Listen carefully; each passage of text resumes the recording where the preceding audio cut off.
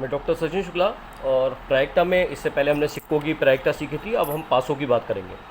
अब देखिए, एक पासा जब उछालते हैं तो उसके अंदर अंक आने की संभावना ऊपर क्या रहेगी।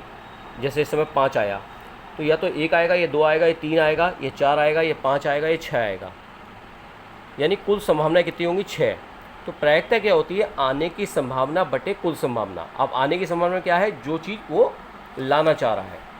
जैसे सवाल हमारा है कि एक पासा उछालने पे 3 आने की प्रायिकता क्या होगी। भाई जब पासा उछालेंगे तो 3 आने की प्रायिकता क्या होगी? 1 ही तो होगी। आने की संभावना तो 1 ही होगी, तो प्रायिकता क्या होगी? 1/6। नीचे क्या आता? बटे के नीचे क्या आता? कुल संभावना। कुल संभावना तो 6 ही होंगी, तो 1/6। ऐसे ही एक पासा उछालने पे सम संख्या आने की प्रायिकता, सम संख्या कौन सी होती है? 2, 4, 6। तो कुल संभावना कितनी हो गई? 2, 4, 6 में 3 हो गई, तो 3 बटे, क्योंकि एक पासा है तो कुल संभावना तो 6 ही रहेंगी, तो 3/6। अब यहाँ पे एग्जाम में प्रश्न दे देता है, विषम संख्या भी लिख देता है। विषम संख्या लिखेगा तो भी 3/6 आएगा। क्यों आएगा? क्योंकि विषम संख्या भी 1, 3 और 5, 3 हो गई, तो आने की संभावना 3 बटे कुल संभावना 6। दो पासा उछालने पर दोनों पासों पे एक जैसी संख्या आने की प्रायिकता क्या होगी। अब देखिए, दो पासे जब उछालते हैं हम, तो इसके अंदर देखिए कंडीशन क्या बनेगी कि पहले पासे पे हम क्या ले आए? 1 ले लें। क्या ले लें? 1। बाकी पासों पे बारी बारी से हम 2 लें, 1 लें। पहले पासे में 1, दूसरे में क्या आ गया? 1 आ गया। पहले पासे में 1, दूसरे में 2 आ गया। तो इस प्रकार से हम चलेंगे। पहले पासे में 1, दूसरे में 3, पहले पासे में 1, दूसरे में 4। तो ऐसे करके हम पहले पासे में 1 लेके हम दूसरे पासे में 1 से लेके 6 तक संख्या ले ली। फिर हमने दूसरे पासे में 2 लिया और 2 लेकर फिर हमने वही प्रक्रिया फिर अपनाई। पहले पासे में 1, 2 के संग 1, 2 के संग 2, 2 के संग 3, 2 के संग 4, 2 के संग 5, 2 के संग 6। इस प्रकार से जब हम ये कंडीशन देखेंगे, पहले पासे में 3 लेकर दूसरे पासे में 1 से लेकर 6 तक की संख्या ले ली हमने बारी बारी से।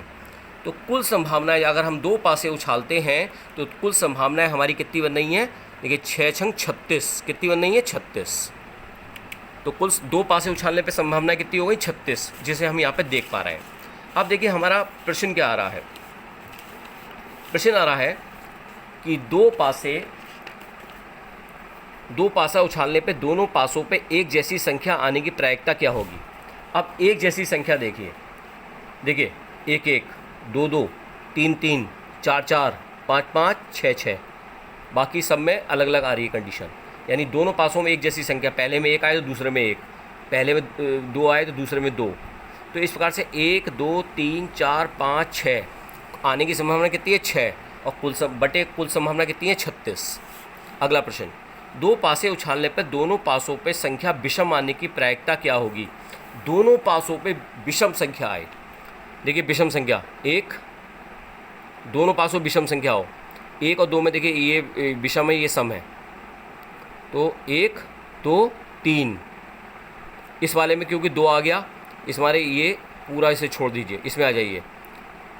3 4 5, 4 वाले को छोड़ दीजिए क्योंकि 4 में सम संख्या आ चुकी है। 5 और 1, 5 और 3 और 5 और 5, यानी 1 2 3 4 5 6 7 8 9 आने की संभावना कितनी हो गई? 9 बटे कुल संभावना तो 36 है ही, 2 पासे हैं तो इस प्रकार से ये वाला सवाल भी हो जाता है। अब हम आगे सवाल को बढ़ते हैं। अब ये योग वाली बात आती है कि 2 पासे उछालने पर दोनों पासों पे अंकों का योग 7 आने की प्रायिकता क्या होगी। अगर देखिए, दोनों पासों पे अंकों का योग अगर 1 का है तो ऐसा पॉसिबिलिटी है ही नहीं, तो आने की संभावना कितनी होगी? 0।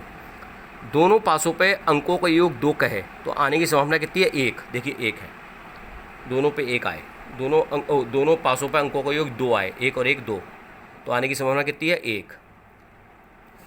दोनों पासों पे अंकों का योग 3 हो तो 2, 4 हो तो 3, 5 हो तो 4, 6 हो तो 5 और 7 है तो 6। देख सकते हैं आप 3 आने की संभावना। देखिए 3 बना दिया मैंने, 2 4, 1 और 3 4, 2 2 4, 3 और 1 4। दोनों पासों पे अंकों का योग 4 आने की संभावना कितनी है? 1 2 3। 5 आने की संभावना 1 2 3 4, देखो जोड़ लो, 5 आ रहा है इनका।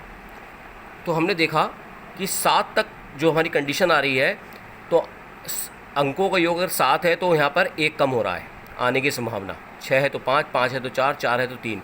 देखिए जैसे ही हम 8 पे आते हैं तो 8 आने की संभावना देखिए 1 2, ये 4 4 8, 5 3 8 और 6 2।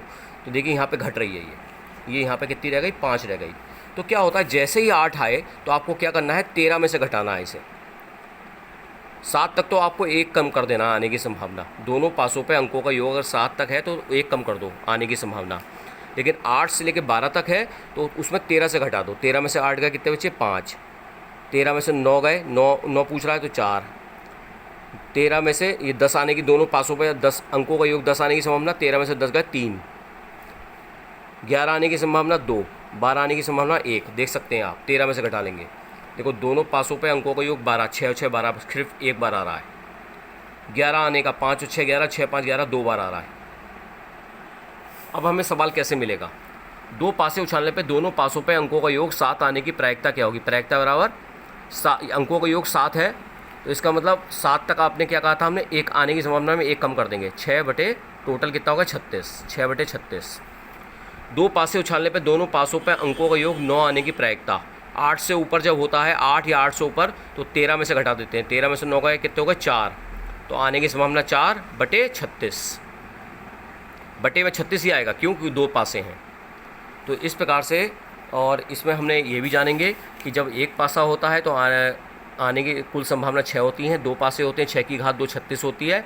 और 3 पासे होंगे तो कुल संभावनाएं 216 होंगी, क्योंकि प्रायिकता का फार्मूला क्या होता है, आने की संभावना बटे कुल संभावना, फेवरेबल आउटकम बटे टोटल आउटकम्स।